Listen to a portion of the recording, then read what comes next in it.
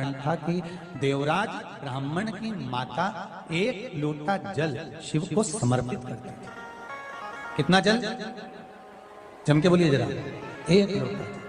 और आप सबको कहूंगा, शिव मंदिर में प्रतिदिन एक लोटा पानी, एक लोटा जल अवश्य अवश्य चढ़ाना चाहिए।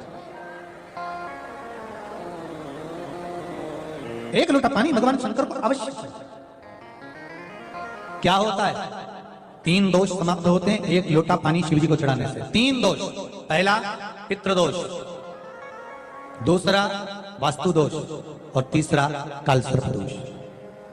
जब हम घर में से जल लेकर जाते हैं तो हमारे घर का पानी जब जाता है तो घर का जो वास्तु केंद्र होता है वो रसोई घर होता है।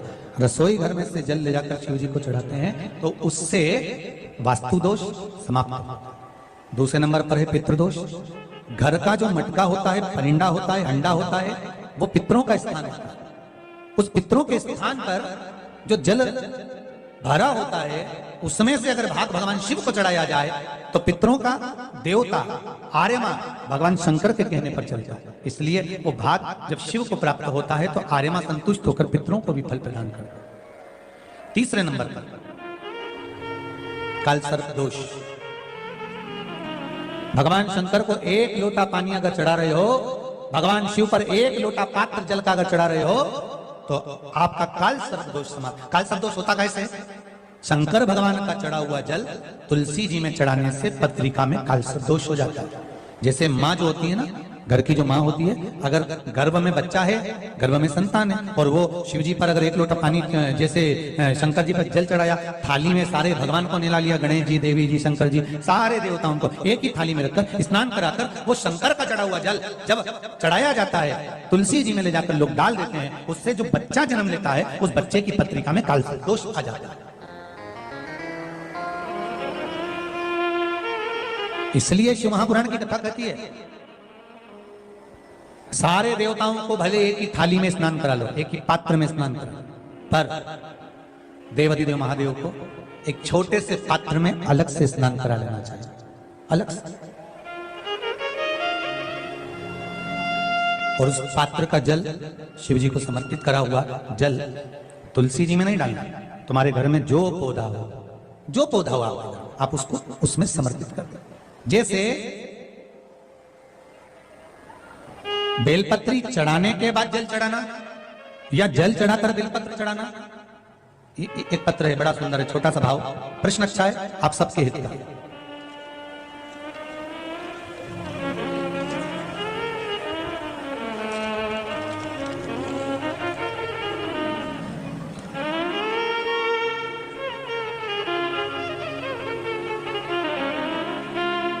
अरुणा जी अग्रवाल जयपुर, झरना जी अग्रवाल जयपुर राजस्थान से इन्होंने प्रश्न किया है।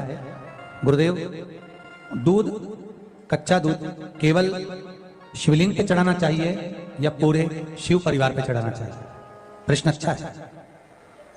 और शिव महापुराण की कथा रुद्राक्षोत्सव चल रहा है तो आप उसको समझें। दूध केवल शिवलिंग पे चढ़ाना चाहिए या जो शिवलिंग के आसपास में सभी परिवार विराजमान होता है उस पे भी चढ़ाना चाहिए? अगर लिंग पुराण आप उठाकर देखेंगे तो लिंग पुराण में एक बड़ा सुंदर संवाद आता है जिसमें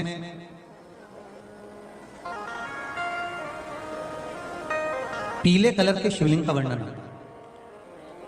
सफेद, लाल, पीला और काला, ये शिवलिंग का आपको पहले वर्णन करा। ब्राह्मण सफेद मट्टी का शिवलिंग बनाता है, वैश्य पीली मिट्टी का शिवलिंग बनाता है, क्षत्रिय लाल मिट्टी का शिवलिंग का निर्माण करता है, शूद्र काली मिट्टी का शिवलिंग का निर्माण करता है। काली मिट्टी के शिवलिंग का निर्माण करता है।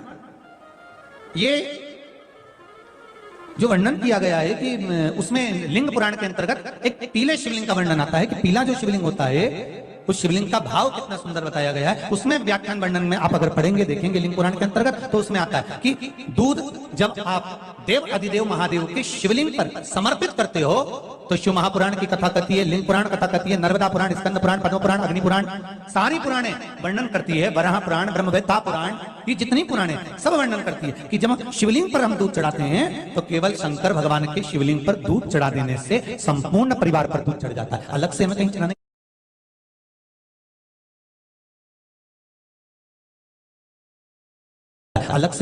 की जरूरत नहीं, अलग से हमें कहीं दूध ले जाकर चढ़ाने की जरूरत नहीं कि हमें गणेश जी को अलग से चढ़ाना पड़ेगा, देवी जी को अलग से चढ़ाना पड़ेगा, कार्तिकेय जी को अलग से चढ़ाना पड़ेगा या नंदी को अलग से चढ़ाना पड़ेगा।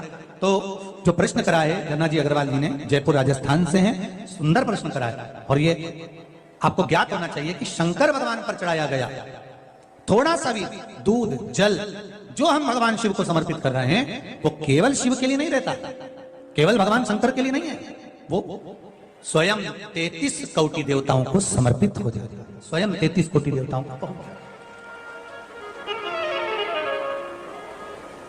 अलग से देने की जरूरत नहीं है।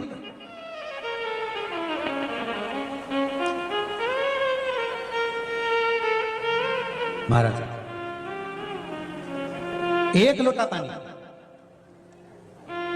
बेलपत्री आप शिवलिंग पर पहले चढ़ा रहे हैं, उसके बाद जल चढ़ा रहे हैं, दूसरा जल चढ़ाने के बाद बेलपत्र चढ़ा रहे हैं, ये दो अलग अलग क्रम है शंकर भगवान के पूजन के। आप समझ लीजिएगा जरा, ये प्रसंग कभी नहीं आया, आज आया है तो उसको समझ लीजिए।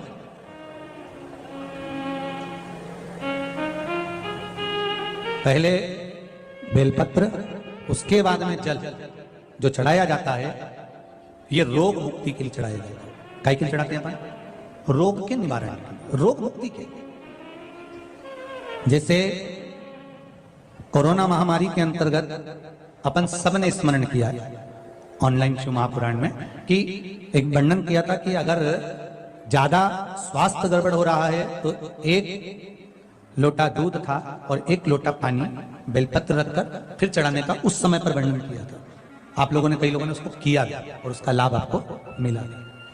उसी तरह आप शिव मंदिर में जाकर दर्शन करेंगे तो दो चीजें अपने को दर्शन करने को मिलेगी। एक भक्त आता है शंकर जी के मंदिर में, लोग भाव से पहुंचते हैं तो पहले वो क्या करते हैं, पहले बेलपत्री चढ़ा देते हैं फिर जल चढ़ा देते हैं। और एक भक्त जो शिव मंदिर में पहुंचता है पहले जल चढ़ाता है फिर बेलपत्र चढ़ाता है।